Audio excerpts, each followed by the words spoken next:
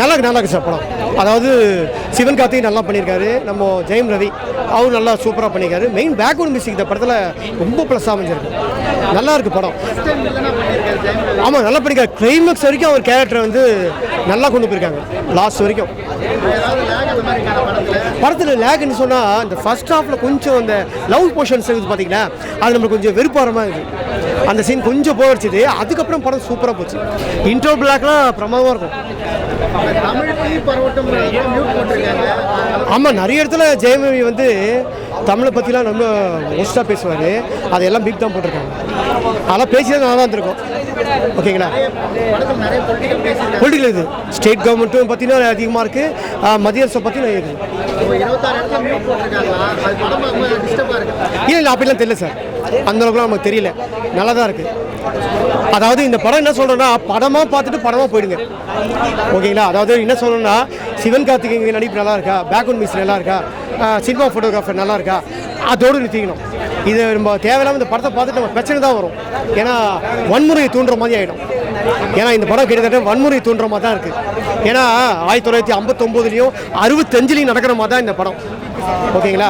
எத்தனை மாணவர்கள் தமிழருக்காக போராடினாங்கன்னு சொல்லிட்டு இந்தியை நம்ம மேலே தெளிக்காதீங்கன்றாங்க. இந்தியை கற்றுக்கின அப்போ கூட கதாநாயகன் போகிறாரு, ஆனால் எங்களை மாதிரியே ஹிந்தி பேசலையே அப்படின்னு சொல்லி இது பண்ணுறாங்க. நான் அப்படிங்க உங்களை மாதிரியே பேச முடியும், நான் வந்து ஒரு தமிழன், உங்களுக்கு தாய்மொழியே ஹிந்தி தானே அப்படின்னு சொல்லுவார் கதாநாயகன்.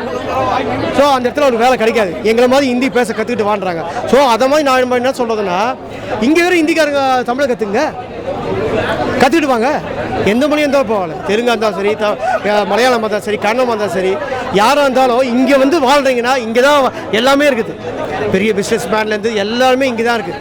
எங்கேருந்தோ வந்து இங்கே தான் பொழைச்சி நிற்காங்க.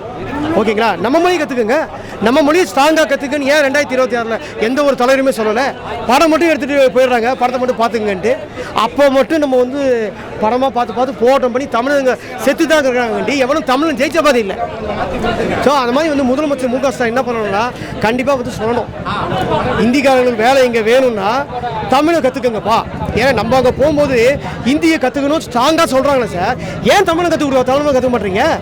இன்னைக்கு ஐடி பார்க்லேருந்து பெரிய பெரிய இடத்துல எல்லாமே ஹவுஸ் கீப்பிங்லேருந்து செக்யூரிட்டிலேருந்து. ஏங்க இந்த படத்தை முதலமைச்சர் மு க ஸ்டாலின் சன் டிவி ஆஃபீஸு உள்ளே போனீங்கன்னு மடக்கிறான் ஹிந்திக்காரன் தான், செக்யூரிட்டி ஹிந்திக்காரன் தான், ஹவுஸ் கீப்பிங் ஹிந்தி, அவன் எல்லாமே ஹிந்தி தான் பேசுகிறான், தமிழன் பேசலை. ஏன்பா தமிழை கற்றுக்கன்னு சொல்லாமே, ஏன் சொல்லலை அவரு?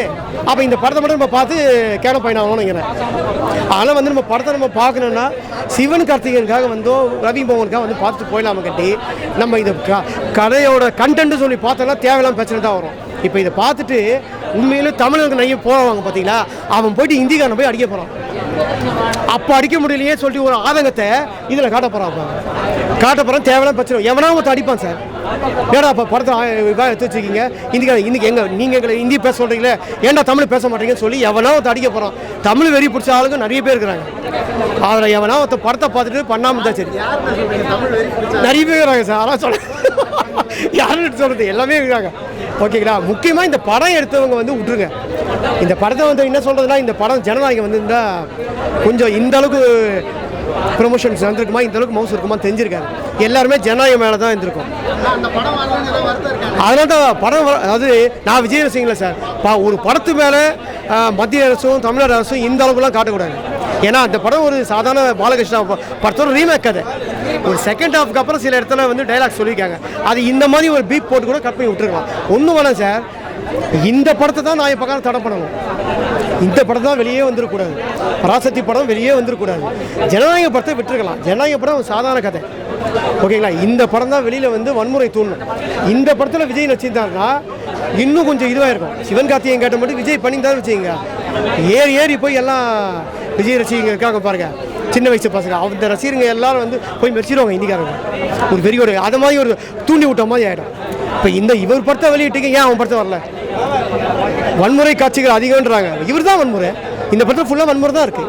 போட்டோ என்ன காட்டிக்காங்க, வன்முறையோடு போயிடுங்க. ஆனால் அவங்க பேசுகிற டைலாக்ஸ் இருக்குது பாருங்கள், ஒவ்வொருத்தரும் நமக்கு வந்து பொங்கி எழுத மாதிரி இருக்குது. அது நமக்கு வந்து நல்லதில்லை. அதனால் என்னென்னா படமாக பார்த்துட்டு படமாக போயிடலாம். ஓகேங்களா? ஆனால் வந்து எந்த வரப்போகிற புது ஆட்சியாக இருந்தாலும் சரி, எந்த ஆட்சியாலும் சரி சார், ஒரு ஓட்டு போட்ட இந்திய குடிமகனாக சொல்கிறேன், தயவு செஞ்சு வரவங்க எந்த மொழிக்காரங்களாக இருந்தாலும் நம்ம தமிழை கற்றுக்கங்க. கற்றுக்கணுன்ட்டு ஸ்ட்ராங்காக முதலமைச்சரே சொல்லணும். நன்றி.